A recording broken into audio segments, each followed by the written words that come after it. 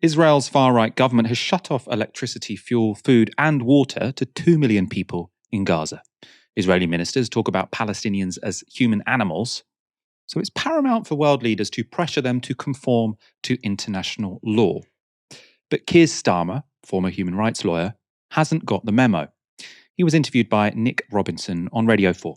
You've been clear that you think Israel has the right to defend herself. Would you, however, as some have, be urging restraint? Well, firstly, let me say these are appalling and shocking acts that we've seen in recent days. Cold-blooded murder of men, women, even children. And responsibility is with Hamas. This is terrorism, and Israel has the right, must have the right to defend herself. And I think it's very important that we're clear about responsibility. Responsibility is with Hamas. That was a clear question. Would you call for restraint? Obviously, the attacks were horrific by Hamas on civilians, but would you call for restraint from Israel? Starmer's answer was less clear, but the implication was this: no, he wouldn't.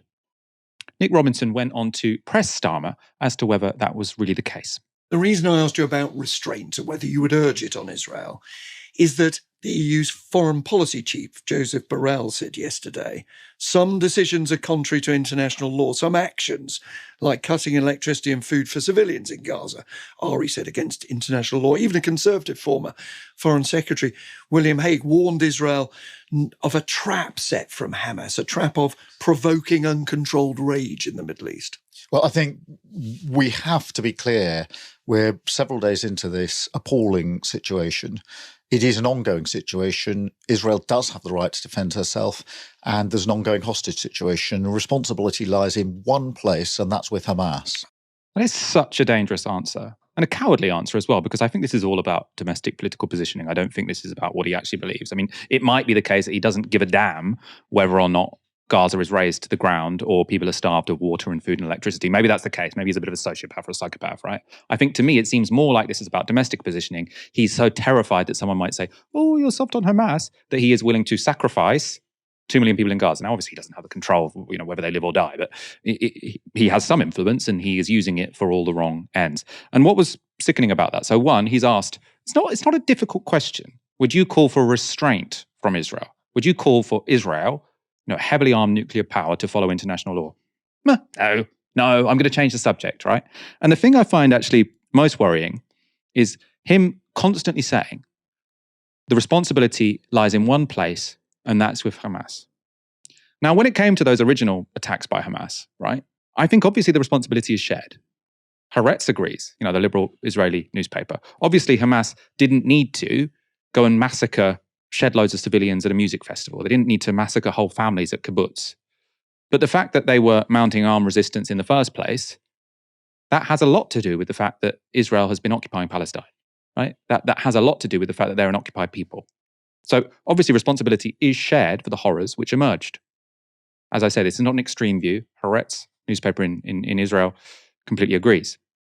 And I think when it comes to Israel's actions now, the idea that anything they do, the responsibility is Hamas's, not only is it wrong, it's incredibly dangerous. Imagine you've got this nuclear power, as I say, is lining up 300,000 reserve troops. It's bombing an area with the highest tech sort of drones and military equipment in the world. And you're saying, well, by the way, anything you do, I'm going to blame on those guys. What is that saying? That's the opposite of restraint. That's saying there is no responsibility whatsoever to show restraint because anything they do, I'm going to blame Hamas for anyway. That's so horrifically irresponsible. Now, other interviews given by Starmer were even worse. It is possible. On LBC, Keir Starmer was asked specifically about his stance on the blockade of food, water, and electricity getting into Gaza, which means 2 million people are already living without power. I'm very clear. Israel must have that, does have that right to defend herself, and Hamas bears responsibility. A siege is appropriate? Cutting off power, cutting off water? Well, I think that Israel does have that right. It is an ongoing situation. Obviously, everything should be done within international law. Everything should be done within international law Yet Israel does have the right to cut off food, water, and electricity to 2 million people. Now, that makes zero sense. Collective punishment is against international law. And cutting off food, water, and electricity to 2 million people is collective punishment. And it doesn't serve any military end, right? What military end does it serve to cut off the water supply to 2 million people? Do the Israelis, does Keir Starmer think that Hamas fighters will die of thirst quicker than civilians and then they'll switch it back on? Oh, we've turned off the water, but all the Hamas fighters have died of thirst. Let's switch it back on so the civilians stay alive. It doesn't make any sense. This guy was a human rights lawyer. I remember when he was positioning himself as the next leader of the Labour Party, he was saying, I care deeply about human rights. I've fought my whole life for human rights. Now he's saying, oh, by the way, turning off water for 2 million people, meh, this is a developing situation. What can I say? So Starmer has no regard for human rights, for the legal requirements of a government at war. But could he at least muster some empathy, some sympathy for the civilians of Gaza, half of whom, of course, are children? What about those that are literally living under siege at the moment in Gaza? No water, no electricity, no power. A word for them? No, nobody wants to see that situation, but we have to be clear where responsibility is. Responsibility with Hamas, this has been a shocking assault and, as I say, cold-blooded murder. Unjustified, unjustifiable. And I think it's very important that the world stands up and is clear about that and stands with Israel. That question was quite explicit. Do you have anything to say about the plight of people in Gaza, right? You don't even have to say which side are you on, who's right, who's wrong. Just, do you have any sympathy for the people whose houses are being leveled to the ground? Right? He could have said, yes, I have so much sympathy for them. Unfortunately, Hamas means that they have been put in this terrible situation. He just says, nobody wants to see that situation. Nobody wants to see that situation. Moving on. That's all he could say. Again, before essentially saying he unconditionally sides with Israel. He doesn't want to talk about it. He said, why are you asking me about the Gazans? This is irritating. This isn't part of my PR strategy. I'm not the guy who's supposed to talk about the Gazans. I'm the guy who's supposed to talk about Israel. So I don't care if they can't drink. I don't care if they haven't got food. I don't care if they haven't got power. I'm Keir Starmer. I want to win the next general election. I want to show I'm not Jeremy Corbyn. So screw the Gazans. I feel like I'm speaking in a flippant way, but I actually don't think what I'm saying is really any different at all to what Keir Starmer has been saying all morning, doing a media round when you've got a nuclear power on the brink of committing something which seems to be akin to genocide, right? It hasn't happened yet. Israel is not committing genocide right now, but their language, their aims, their intentions, I am very, very worried about what is going to happen next. And what has already happened is that 1,100 Palestinians have been killed, over 250 of them children. And Keir Starmer can't even say, yes, of course, the humanitarian crisis in Gaza is incredibly significant. He can just say, oh, yeah, no one wants to see that. Moving on. Ash, I am quite appalled, actually, by Keir Starmer's approach to all of this. You're totally right to be appalled, Michael. I mean, imagine for 1 second if you were doing something on the BBC or Sky News and you were asked about your thoughts about the horrific attacks on the weekend. And what you said is, no one wants to see that situation, but unfortunately, that's what you get for decades of illegal occupation. Can you imagine what the response might be from the person interviewing you, from the wider political media, perhaps from politicians? You would be labeled a monster, right? You would be totally criticized by people who very much see themselves as standing up in the tradition of liberal human rights. And rightly so. One of the things that we've consistently discussed on this show is that I don't think that contextualizing what happened is the same thing as being callous or hard-hearted towards the suffering of civilians. And that's one of the things that I think we've really tried to do on this show, is to express solidarity and horror at the plight of those many, many, many Israeli civilians over the weekend, but to say, here is a context, and that's the thing which made this violence all but inevitable. However, on the other side, people feel no such desire. So you end up in a position where there is an elite consensus from the right wing, from the center left, and across the media as well, that any acknowledgement of Palestinian humanity is tantamount to an endorsement of Hamas. Now, that is part of the critical intellectual foundation for something like a genocide to take place. When you say this entire demographic of people is inherently criminal, is inherently associated with terrorism, and that refusal to acknowledge the humanity of Palestinians on the part of Keir Starmer is, I think, part of an enabling framework that may contribute to a genocide. And I'm not saying that to be alarmist. I'm saying that because I think that that's really going to happen. Because what that shocking media display shows us is that there is a tacit agreement between politicians and the media that the lives of Palestinian civilians are not worth very much.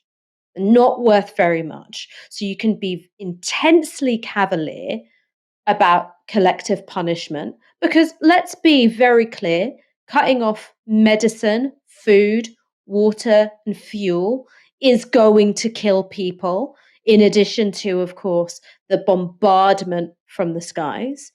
Those people will be civilians. Many of them will be children. And Keir Starmer is allowed to get away with a total non-answer saying, yes, I'm in favor of war crimes, but only if they're within international law, right? That's effectively what's being said. And it is, as you pointed out, a total nonsense. He can get away with that kind of thing because Palestinian lives have been so systematically devalued in Western media.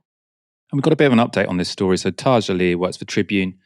He tweeted this earlier. I'm told Keir Starmer's team put pressure on a journalist to change a headline on a story where he was reported to have said it was acceptable for Israel to withhold power and water from citizens in Gaza.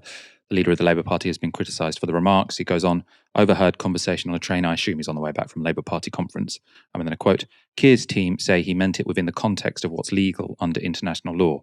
His team are getting jumpy about the headline and people thinking he wants to starve kids. So if we could change that headline, that would be great. That might have been referring to this tweet from Henry Riley, who works for LBC. It went on to be deleted. It said this. Labour leader Sir Keir Starmer is live on LBC. He tells Nick Ferrari, Israel does have the right to defend itself and Hamas bears that responsibility. He also says Israel has the right to withhold power and water. Now, I assume, that did get a lot of traction. I saw that tweet this morning. I found it very disgusting. Labour is saying, no, but he also qualified it and said it's only if it's within international law. He actually didn't say it only if he said, yes, it's acceptable. Of course, Israel should follow international law. Which one of those statements should we take seriously? The clip obviously remains up. The clip is basically what we've just shown you, but that tweet was deleted. Let's go to a politician who did show some humanity towards Palestinians. It is possible. Speaking to Al Jazeera, this was Scottish First Minister Humza Yousaf. He actually, in fact, has parents-in-law in Gaza. I'll give you my own family's example. Yesterday morning, my mother-in-law and father-in-law were told that the Rafah border may well be open for them. And that is, of course, the border controlled by Egypt, that they may be able to get out if they made their way to the Rafah border right then and there. So they quickly packed a bag. They were saying their goodbyes. They're about a 30-minute car drive away. They were about to leave to get in the car when they were told the news that Rafah had been bombed and that the crossing was closed indefinitely. That must have been very terrifying for you, the thought that they could have been in a spot that actually got bombed in an Israeli airstrike. Absolutely. Absolutely terrifying. Absolutely terrifying. And that's the point. Either they stay in their house in Deir Balah in Gaza, and there's a chance that they will not survive, or they make a journey to a border that is sometimes open, sometimes closed, and they may not make it alive to that journey. And I think this is my point, that I, as the First Minister of Scotland and the Scottish Government, completely understand why Israel wants to protect itself from terror. I understand that. But the price cannot be the collective punishment of 2 million people, over 2 million people in Gaza, the majority of whom are children, and the overwhelming majority of whom have nothing to do with Hamas.